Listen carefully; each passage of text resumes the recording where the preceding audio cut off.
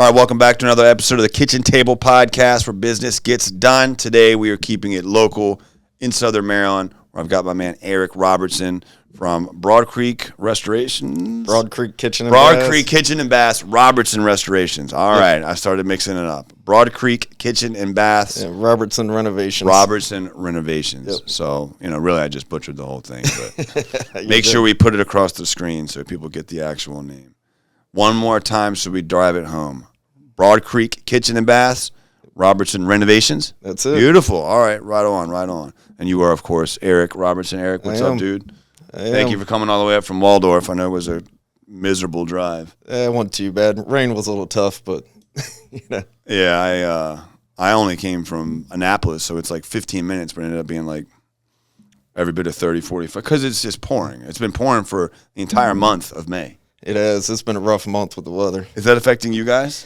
No, luckily, most of my crews are on a big indoor renovation, gutted the whole house, so water's not getting me too much. The windows, doors, things like that, timed out perfect on the sunny days, so. Oh, my God, able to keep it smooth, man. You get lucky every now and then. That's the exact opposite. Well, we do we do all exteriors outside of, like, the occasional, like, customer had a leak from their roof, so we'll send someone in to fix that. Yep. But it's still the roof that's the priority, and you obviously can't put one of those in. If you guys can see on the screen, I'm still covered in raindrops. That's just from going from, the truck into the studio. So it is what it is. That's what we have to do. We have to contend with the elements and the things that's just part of being a business owner. It is. So how long have you yourself, I've been excited to have you on because, I talked to Mark. The Hudson boys are guys that, I grew up with from Southern Maryland, from Waldorf. I know you've been in business for about how long now? Man, on and off. See, my dad owned an engineering company, so I helped him run that probably when I started 16. Oh, wow. Then I took care of all the repairs in the buildings. Then we got into flipping houses. That was probably 2002. Oh, wow. Flipped houses for a few years. Then the HGTV shows came out. You could not find a good deal on a house.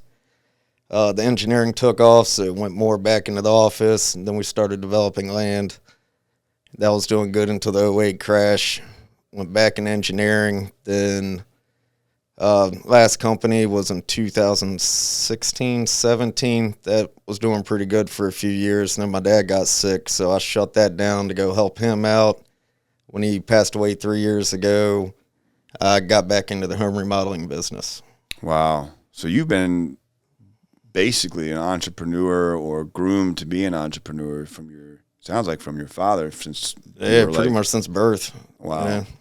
That's awesome, man. I don't get to talk to many people that have that experience. As you were telling me, was not my experience. My old man was military, 9 to 5, so he looked at anything like this, or it starts in sales for me, but like anything where it was just like, whoa, hold on now, you're going to take this risk, and you're not, no one's going to guarantee you a paycheck, and he thought that was crazy. But you had that experience, so you got to kind of see your father do that. Oh yeah, long weekends, long days, and job had to come first. If there was a due date, you had to go do it. Yeah.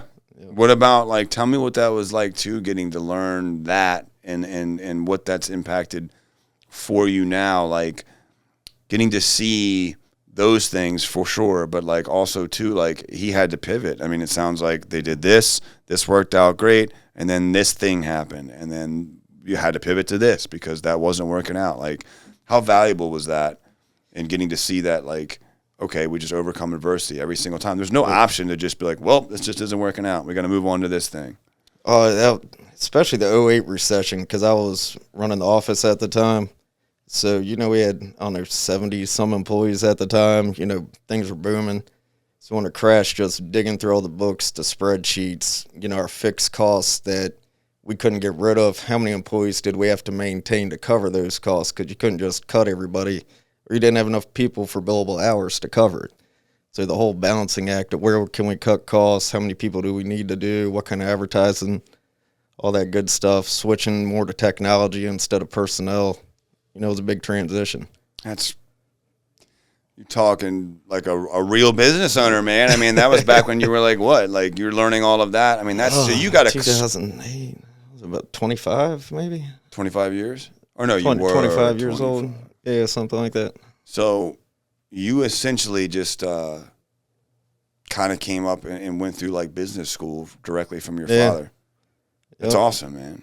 So essentially you had a mentor your whole life that was your dad, and he got to prepare you for and business. then I did a year with our biggest developer. So he wanted me to learn that side for, when most of the development we did was for neighborhoods. So we had to meet with the investors, look at it in investors' perspective. So I went and worked with him for a year. Just pulling the blueprints, hand drawing it, doing the cost analysis. Just to learn. Yeah. For like 15, you hear that? Yeah, $15, $20 an hour. At that time was a big pay cut, but. So you went and worked for, technically a competitor and flat out and took a pay cut and did all of that strategically, knowing full well, like I'm doing this to learn this. And then. Yep. How much do you think that helped you prepare for your now journey? Oh, man, that guy was great. He was great. He grew up 8 brothers, sisters, and dad was kind of poor, so he'd sent the kids out to go sell dishes and pots and pans to cover all the rent. So they all had to go out every day and make money to feed the family. They all went out door to door selling pots and pans? Yeah, to feed the family. Wow. Yep. All of them ended up going to college, getting big degrees. So you hear that, guys? Tough guy, And I say that because these gentlemen here that also do, they're helping us flesh out our retail division, which involves canvassing, which is like everything. The canvassing department to us is everything. Yeah. That is what makes the whole wheels turn. Yep. It's going directly to the consumer and saying, hey, you've got X problem. We can offer a solution. Oh, yeah. That ain't easy. They're having a hard time even getting people coming to the door these days with rain and all this other stuff. Plus, it's been raining all damn month, and it's just been – so that's awesome to hear. Did that guy know that, hey, look, I want to come work here. I'm willing to take a pay cut, but I want to learn? Or were you just yeah, he was actually one of my dad's clients. We were doing a big engineering job for him. So did he know, though, that you wanted to come learn and kind of be under a mentor, mentee? He did. Okay. I met him quite a few times, and, he said he had a lot to offer. That's amazing, man. Yeah. How cool. And the reason I say that is, like, it's such a great symbiotic relationship where a guy sees somebody with talent and says, look, I'm willing to teach you what I know, not hold all my secrets, but come in, help me grow for a year or whatever, and I'll teach you everything there is to know about this business. I mean, that's amazing, man. And he got an excellent employee for a year for cheap, and you got an entire degree in business, specifically in what it is you were trying to do. Yep. Yeah, pretty much. There's not enough of that, man. A lot of people now, I feel like, are just like, especially in my space, like the roofing space, like there's a roofer that pops up every 5 minutes. I mean, I've been a part of building 3 of those in the last 8 years. Yep. I've been doing this for 20 years, but the first one I built, that guy's he's still running that, and he was a fucking elevator mechanic. He didn't know his ass from his elbow when it came to a roof. You know what I mean? I just was like, look, I've been doing this 20 years. I want you to do this part of it. We can do this. And we did, but like now I'm doing my own thing, and like that guy still has that company, and it's like there's 20 of those just like that, where it's like that guy has no clue. He's been doing it for some years now. But my point is those companies pop up left and right in roofing, and that like they have all of like 2 weeks of experience or none. Yep. And they just know somebody, or they know someone who's making money. Or maybe they went and worked somewhere and sold for 5 minutes, and they think they can own a business. But all those things that you just listed, the stress of, man, we don't have enough capital to pay for people's paychecks, or cash flow's light this week. What can we move around? Where can we cut costs in order to an effort to make sure that this is sustainable and we have people paid for? Because ultimately that's what it comes down to. And can you talk a little bit about, first of all, before we get into that, I do want to talk about how you got to where you are with, Robertson Renovations and Broad Creek. In fact, I'm going to backtrack. Let's focus on that first, and then I'll save my question. So you go through all of this. Basically, you have an entire lifetime of being taught how to be an entrepreneur. You got the mentor in your father. You got the mentor in the gentleman that let you come work there for a year for cheap. And well, I say let you. He got a great employee for a very cheap cost. And then you go out and you start Robertson, or how does that happen? Yeah, so after he passed away, my mom got diagnosed with dementia. She was supposed to take my daughter to school, and I was stuck in this big estate battle because he got remarried shortly before he died. So I was looking at it, I was like, I'm going to take it easy, just get a government job, milk it for a little while, get the guaranteed paycheck, keep the family comfortable. And then the hours wouldn't work because I had to get my daughter to school. So I started out just doing side work. I maintained my subs over the years, and it just kept growing and growing and growing. And I was like, you know what? Heck with it, I'm going to go legit again. So, rented the space, brought Mark in, brought in a few of my old subs that they're subs, but they're pretty much permanent employees. Right, I get it. And then it grew. And then a buddy of mine from high school had a cabinet company. So we used him on a handful of kitchens. He lost his space. So I was like, I got all my millwork stuff set up in the shop. Come and just use that. Give me a deal on the kitchens and, get back on your feet. So he's the one that ended up. That's a good friend, man. Yeah, well, it worked out great. I got a little heat for it at the time, but his first job was with the owner of Broad Creek. And that guy got started off of a previous owner basically giving him a shot. He was like, you were my favorite employee. I'm going to give you a deal to get this company and get started. I really like you. I want you to take it over. So he wanted to repay the favor to Mike. Mike, had the long-term relationship. He didn't have the money. I did. So we partnered up, took it over. He stayed on to, be head of sales and, get off the gas a little bit. And so now you're a partner in that too. Yep. So Mike and I are partners in Broad Creek. Which is not a small, I know that name. No, 20 years in business, real big company. Yeah. He just wanted to do a little less of the task. He loved the sales, so he stays on doing the sales. And he gets to focus on what he's good at and what he enjoys, and you get to focus on what you're good at and what you enjoy, which is clearly business. Yep. I'm super impressed, man. Like, I had no idea, to be honest with you. I wasn't really sure what to expect when you came in, but you impressed the hell out of me with, I mean, you've been groomed to do this a lot longer than even myself, man. I've been doing this for 20 years, but most of my stuff was in sales. But what I really love about your story is, like I said, man, I'm a little jaded because of the roofing stuff. Like, it's just like the barrier for entry is so low. It's so low. And there's so many people doing it. That's the main reason I'm indoors. So many. We belong to a group called RSRA, Roofing Solar Reform Alliance Group. It exists, and its tagline is to stomp out the scum. In other words, it is acutely aware that there are just so many morons and children that had 5 minutes and probably a failed 5 minutes at that, trying to sell and do this. Every single one of them on the insurance side. Every single one of them. Yep. And insurance side, sub out everything, try to make the quick buck. And don't know how to sell anything. They just know how to go up there and hope that there's damage or even create it, which is even worse. Yep. And so I got no respect for that. But at the same token, I have to be aware of what's out there in the industry and just address it. So we belong to that group. We do everything we can to separate ourselves. But that's why we really launched retail again, which is where I got my start, selling windows, doors, siding, roofs. We just really locked in on roofing. We still have the insurance restoration side, which is some of those guys are doing some training right now out there, a couple new guys. And I will always probably have that as long as we can, simply because it is my favorite when we can help a client in that regard. We're very limited on what we can do. But when we can truly actually help somebody who really truly actually has damage and they don't have to pay for it, is super rewarding. But we're moving full steam ahead with just the ability to truly sell a product, which is you have an issue, you have a problem, we have a solution. Yep. You need a roof, we sell roofs. You need windows, we sell windows. So in your industry, you do a lot of interiors, it sounds like, custom millwork.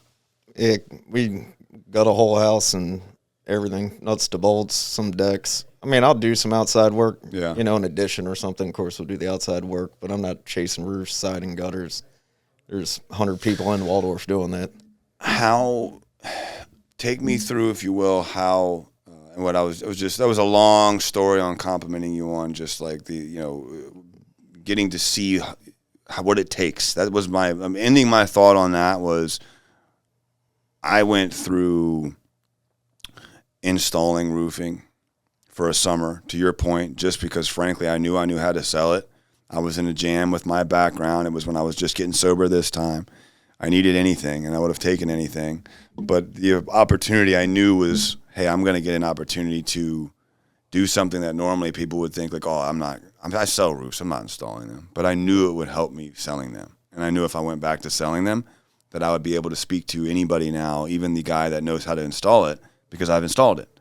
You know what I mean? And that's going to give me a leg up from, you know, the pretty boy sales guy that's never touched it.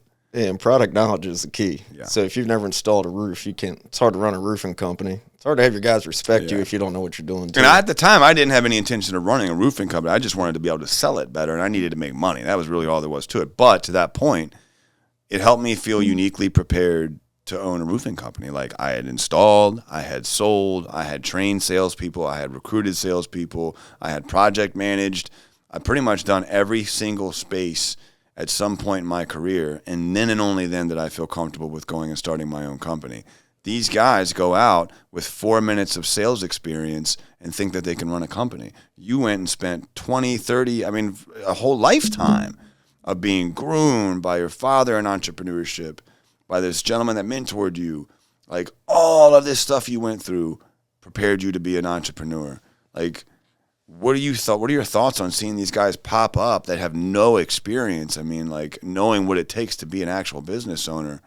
I mean, really, it's a recipe for disaster. I mean, you got to jump on your opportunities when they knock. You know, you got to take the risk, but you got to be prepared to some extent. Some of these guys, even the ones who are good at the job, the hardest part is understanding that you have to get off. You got to quit being the guy doing the work. You have to delegate this to other people, or you're going to burn out. You got 5 to 10 years before you're, going to. You got to work on the business, not in the business. Yeah, it's the hardest transition, going from the guy doing the work to the guy managing the work. And I think that's a great point in that, like, guys don't understand, like, you're not responsible for, I don't know, you probably got dozens of people that are counting on you to make sure that paycheck's there on Friday. Exactly. And every decision you make impacts that. Yep. And, like, I think it's irresponsible and flat out selfish to sell somebody on an opportunity, and some of it might just be ignorance, but, like, not knowing and being able to look them in the eye and say, hey, look, we're good. We've forecasted. Yep. We've done everything we need to. Here's all our projections, and we should be fine. None of that. Just like, yeah, we're going to go out and do it. And some of them are a bunch of buddies, whatever. I guess that's fine. You know what I mean? But some of it's you've recruited people from Indeed or whatever, and they're trusting you. And so, like, if you're looking to build a business, this is what it takes. You know what I mean? Like, what I did is what it takes. Just be real conscientious of the fact that if you're going to go into business and you recruit other people to come work for you, that every decision that you make impacts those people, and those people have families, and those families are counting on you to run a legitimate business. And so that kind of pressure, man, if you're a decent human being, will keep you up at night. Yeah, because your paycheck comes last. These guys got to feed their families. They got kids. They got car notes. If you want to keep your guys, you come up short, your paycheck your paycheck comes last. And that's a great point. If any decent business owner, and things happen, right? Like, because you could say, like, well, they wouldn't have to come up. Things happen. Especially in the beginning, any decent business owner, if it comes up short, we're the ones that eat last. We're the ones that are going to feel that first. Yep. And that's just how it's got to be. If you're a decent business owner. But the sad reality is that the barrier for entry has gotten so low on the roofing space that, like, that just has changed, and guys are getting screwed out of their checks. But so I don't want to keep this only on roofing. Talk about, a lot more about, if you will, what you guys do. You said you do a lot of custom millwork or anything but what's Broad Creek's focus? What's Erik's or Robertson's focus? Oddly enough, we had the exact same focus. We even kind of crossed paths on a few bids. So the trickiest part's been not alienating either customer base, especially Broad Creek. Broad Creek was just huge in St. Mary's, and they really want to stay in St. Mary's. So kind of disconnecting my Waldorf presence from that company while still allowing people to know we've merged. It's been a kind of a tricky transition. That is interesting because you have spots where it's like, well, in many ways, we do some of the same stuff. 100% identical kitchens, baths. We're an identical company for the most part. Business model, the whole nine. His name's been in there longer. Jimmy, the owner, he just has a huge presence. He just lives off referrals. So you don't want to do anything to take that away. Yeah, you don't want to mess that up. Yeah, but I also don't want to lose my name. I got a lot of work in Yeah.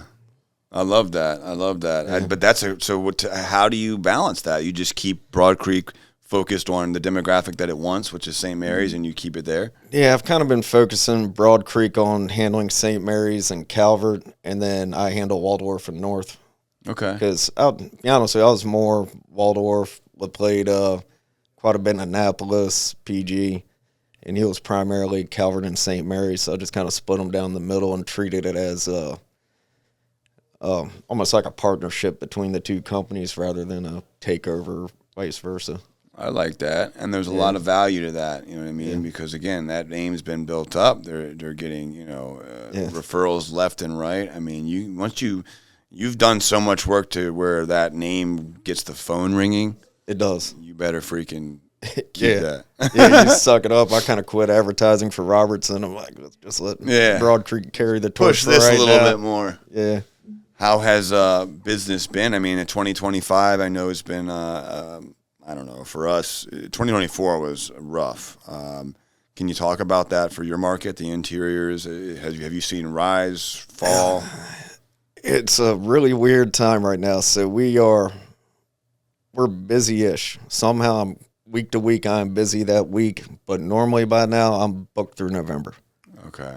So I might be booked through June right now. Right. So it's kind of weird. Was that like that last year? I don't know what last year was like for you all, but last year for us, or for the entire industry last year, unless you were in a storm market, because that just changes everything. I mean, of course, the whole state gets destroyed and you're in a storm, you do storm work, you have work.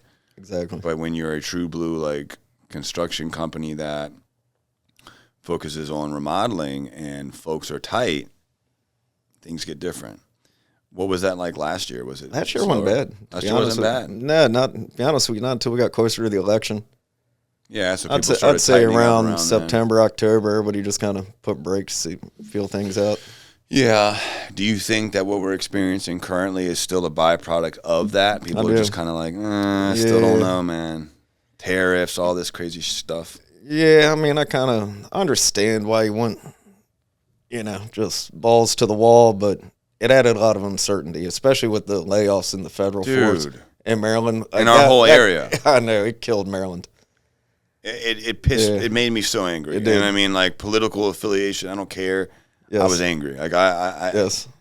That was, you don't give a shit about us as far as I'm concerned. And I mean, to that point, if I can't vote, but if I could have voted, because I'm a felon, but if I could have, I probably would have voted for Trump this election. And I am not afraid to say, like, that pissed me off. And I did not agree with that at all. You screwed all of us. Oh, I did. And he's made 3 or 4 big moves that have really pissed me off. Yeah, me too. That fight with Canada. I was like, man, you could wait 3 months until the other guy got in and just be friends. Right. You're screwing all of us up for the price of wood and all this other stuff. Exactly. Right? You're driving everything up for all of us. Yep. That sucks. The freaking, and this is not trying to turn political, but this is the ramifications that blue-collar businesses and just businesses in general have to deal with your squabbling. Yep. Like, I know sacrifices have to be made for the greater good, but, like, come on, man. Like, what? You just alienated the DMV as a whole is, I think, the largest population of government workers and military workers in the United States. You just took our whole economic, like, we rely on the government, and you just, no due process, no nothing, just, and no wonder, like, Yeah, the DC area over the last, I think, 30, 40 years has been guaranteed 2% growth a year just because of the federal government. Yeah. So once those guys freaked out about their jobs, a lot of people are like, let it settle down, see what's going to happen real quick. And that's terrifying because, to his point, 2% growth annually in what's considered a recession-proof market. And now, what's that look like? And what I've heard is this, by the way, regarding that. Let's get off our soapbox. That pissed me off too. But, because it's like, hey, man, look, because they know why I think, like, it's a blue state. Who gives a shit? That's what it felt like. Yeah. You know what I mean? Like, whatever. Who cares? Yeah. You know what I mean? Let them. I mean, that's just, anyways, don't get me. Yeah. So anyhow. Luckily, though, it does look like things are kind of leveling out. Yes. I'm noticing that's what I was getting consumer confidence was up. That's what I'm getting at is I'm hoping. What do you think? That was my next question. Is my distributors were saying that they thought, hey, look, it's looking like market projections are suggesting that we could have a really big end of May, which is where we're at now, beginning of June. Now, we also experienced in our exterior market an entire month of rain, so that's going to push that further down the road. So, could be a really big June. Are you guys seeing those trends? And I think a lot of that's just because of what you just said, like everything kind of cooling off. The tariff stuff. We have 3 or 4 pretty big bids sitting at the shop that we're just kind of ironing out details. Like, we should get them. The phone calls picked up a little bit. Then I think yesterday I read consumer confidence was up 12% since last month. So it's all good signs. Yeah. Yeah, I'm hoping that we have a major, because summer for us is people go on vacation, et cetera. Yeah. Hopefully, some of that gets slowed down just because of the market, but then like people choose to spend maybe on their homes, especially with the real estate market being what it is. I knew it was going to be a situation with, regardless of what they do, it was going to have to get a little worse before it got better. Yep. So I was prepared for that, but I don't know. Are you hoping that the indicators, or are you seeing anything to indicate that the summer, fall should be really good, or? Reading the news, actual calls and everything, not yet, but I feel like next month's probably going to be an uptick. I agree, and I certainly we hope. Yeah, we hope so.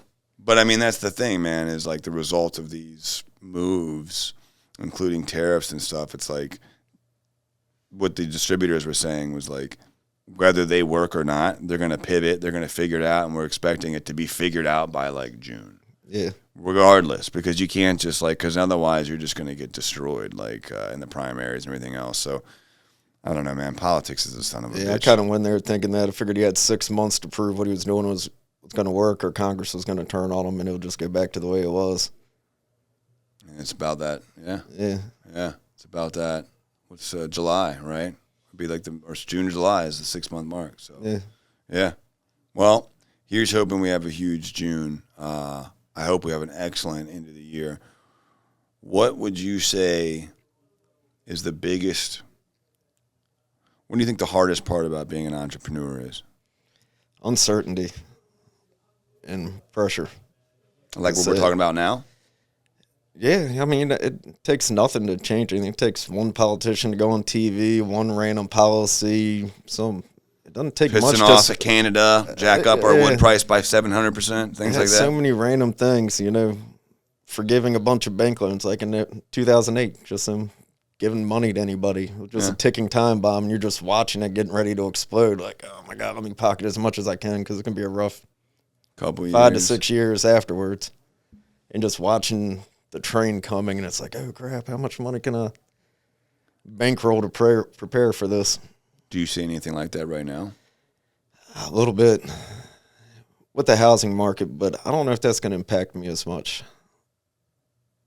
Because everybody's going to stay in their home and want to improve their home. So I think it might actually help me, but other people, business in general, is going to collapse it. What, yours or others? Just the economy in general. Yeah, I agree. It's kind of got an impending doom. I think that, to your point, anytime people stay home in the homes that they have, then they fix up the homes that they have. And so remodeling companies like ours do well. And so that's kind of what we experienced. I started selling windows, believe it or not, in 2008. Yep. And so they were like, look, I hear you, but here's why. And they explain, like, people aren't going anywhere, man. Yeah. They're going to need to fix up their homes. And they did. And then even the banks pay for it. You know, when the bank was taking over those houses, you know, people break windows, everything else. They'll pay somebody to come in, get it back into somewhat secure shape.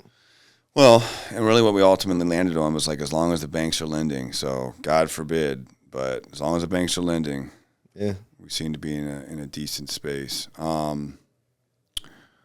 What nugget would you leave if you had a legacy, like you got to experience that mentorship with that gentleman and things like that? If you got to, Erik Robertson's known for passing on this piece of golden information that he can leave with the future entrepreneurs of tomorrow, what would be that parting piece of wisdom that you would leave with those folks?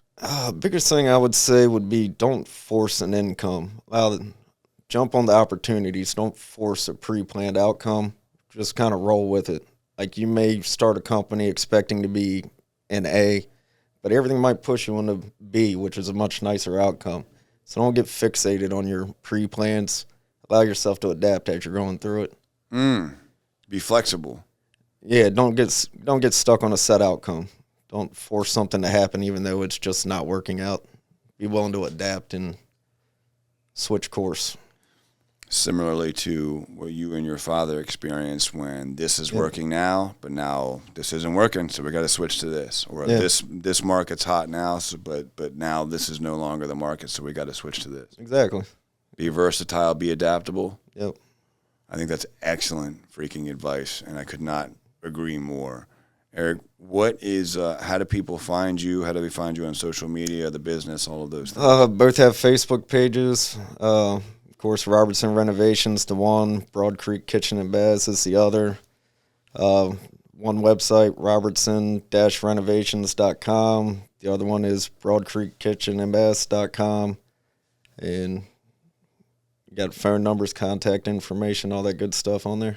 Yeah, if you're in the Southern Maryland area, if you're in anywhere in Maryland, it sounds like Annapolis, Southern Maryland. It just depends on who you're going to get. Central to south. You know, I don't want to go too far north, but that's how you know he's got a good company. Yeah. That he's like, I don't want to go too far north because he can choose to do that. Most people, when you hear somebody say we'll go anywhere and they don't have an office over there, you might want to raise an eyebrow. You know, you got a quality company when they're like, if you're willing to drive, we don't need to do that. If you're willing to drive 3 hours to a bathroom, then you're desperate. You must need some you really need some work bad. These guys aren't desperate. These guys know what they're doing. Erik, man, this has been awesome, dude. I'm honestly super glad we had you on. I mean, I'm super impressed with your whole knowledge base. I had no idea that you knew as much as you did, man. I mean, this has been really impressive. And guys, if you're listening to this, especially if you're, it doesn't matter if you're young or not. If you're looking at getting into business, man, this is a perfect example of just what it takes. I mean, this guy's been part of this his whole life. But I think if there's a big takeaway from this, it's that adaptability. Look at his whole story, even coming up with his father. Engineering's working, then it's not. Now we got to go back to this. And I think his parting statement of be flexible, don't be married to the outcome, be willing to adapt, especially with everything going on right now, couldn't ring more true. And so take that and run with it. Guys, if you're listening to this show and you think you need some help with your business, go to kitchentable.net. I believe it is. Yeah, thekitchentable.net, thekitchentable.net. Click consulting call. We can jump on a call, see if we might be a good fit. Baden Consulting is taking on a couple other clients, not many, maybe one more, but just the same, we're looking for the right ones. If you think we can help you, let's get on a call. Let's see if we're a good fit. Guys, thank you so much. We will see you next week. God bless.